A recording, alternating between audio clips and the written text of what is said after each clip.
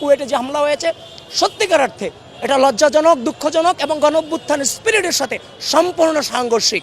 চারদিকে একটা মবক্রেসি চলতেছে, রাজনৈতিক মব যেটাকে বলে। আমরা গত দুদিনও দেখেছি বিএনপি তিস্তার পাড়ে আজকে যে কর্মসূচি করছে বাংলাদেশের পক্ষে, এটা হয়তো অনেকে মেনে নিতে পারছে না। বাংলাদেশ বিরোধী শক্তি যারা আছে এটা মেনে নিতে পারছে না, যার ফলশ্রুতিতে পরিকল্পিতভাবে দেশের বিভিন্ন জায়গায় বিশৃঙ্খলা সৃষ্টি করার পায়তারা করে যাচ্ছে। তারই ফলশ্রুতিতে এখন কথা হচ্ছে যারা বলছে যে রাজনীতি থাকবে না, আরে ভাই রাজনীতি কেন থাকবে না? অপরাজনীতি থাকবে না? রাজনীতির বিরুদ্ধে কিসের অপরাজনীতি? একটা রাষ্ট্রে যখন রাজনীতি থাকবে না তখন তো সেই রাষ্ট্রের অস্তিত্বই থাকবে না। সুতরাং রাজনীতির বিরুদ্ধে তো অপরাজনীতি চলতে পারে না। এখন কুয়েটে যেটা হয়েছে, আমরা তো এখন যারা ছাত্রদল করি সত্যিকার অর্থেই আমরা পা ফেলতেও হিসাব নিকাশ করে ফেলি কোনো প্রশ্নের সম্মুখীন হওয়া লাগে কিনা।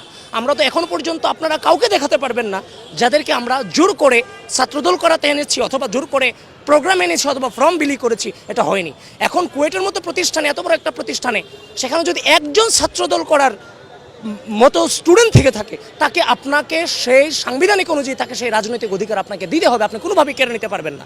এখন কুয়েটে যখন ছাত্রদল তার সদস্য ফরম বিলি করছে, ঠিক তাৎক্ষণিক অন্যান্য যে গুপ্ত রাজনৈতিক যে সংগঠন, ছাত্রদলের ছেলেটাকে থাপড়াতে যখন তাকে বাইরে নিয়ে আসা হয়, সে একটা দোকানে আশ্রয় নিয়েছে এবং সেই দোকানে বা যারা ওইখানে ছিল গুপ্ত, এরা হামলা করেছে। কেন? এই দোকানের মালিক তাকে আশ্রয় দিয়েছে, যার ফলশ্রুতিতে স্থানীয়দের সাথে একটা সংঘর্ষের রূপ নিয়ে এটাকে বিভিন্ন আকার দেওয়া হচ্ছে।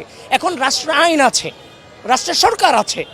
আমরা যারা আজকে মজলুম ছিলাম এত বছর পরে, এখন যে অনৈক্য সৃষ্টি করার পায়তারা হচ্ছে, আজকে তো রাষ্ট্রের আইন আছে, ইচ্ছা করলেই তো একটা সঠিক তদন্ত করে, একটা ওপেন তদন্ত করে, একটা কট্টর আইন প্রণয়নের মাধ্যমে দৃষ্টান্তমূলক ব্যবস্থা নেওয়ার সুযোগ আছে।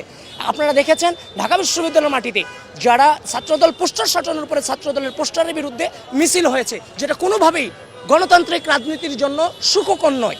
সুতরাং এই সন্দেহগুলো তো এখন আর সন্দেহ না, এগুলো যে প্রমাণিত যে গুপ্ত অবস্থায় থেকে এরা রাজনীতি বন্ধের ষড়যন্ত্র করে যাচ্ছে। যারা রাজনীতি বন্ধের ষড়যন্ত্র করছে, আবার তারা প্রকাশ্যে রাজনীতিতে আসছে, আবার বিহাইন্ড দ্য সিনে থেকে সকল কমিটি গুপ্ত অবস্থায় রেখে একটা সংগঠনের বিরুদ্ধে প্রতিনিয়ত মব সৃষ্টি করে যাচ্ছে, যেটা দুঃখজনক। আজকে কুয়েটে যে হামলা হয়েছে সত্যিকার অর্থে এটা লজ্জাজনক, দুঃখজনক এবং গণঅভ্যুত্থানের স্পিরিটের সাথে সম্পূর্ণ সাংঘর্ষিক।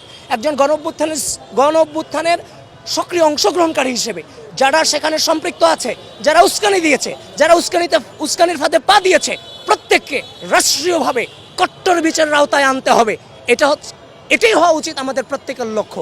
এখন যেই রাজনীতিটা চলছে, ব্লেমিংয়ের রাজনীতি উইদাউট এনি ইনভেস্টিগেশন, এটা সত্যিকার অর্থে জুলুম। এটা জুলুম ছাড়া আর কিছু নয়, এটা রাজনীতির বিরুদ্ধে অপরাজনীতি চলছে।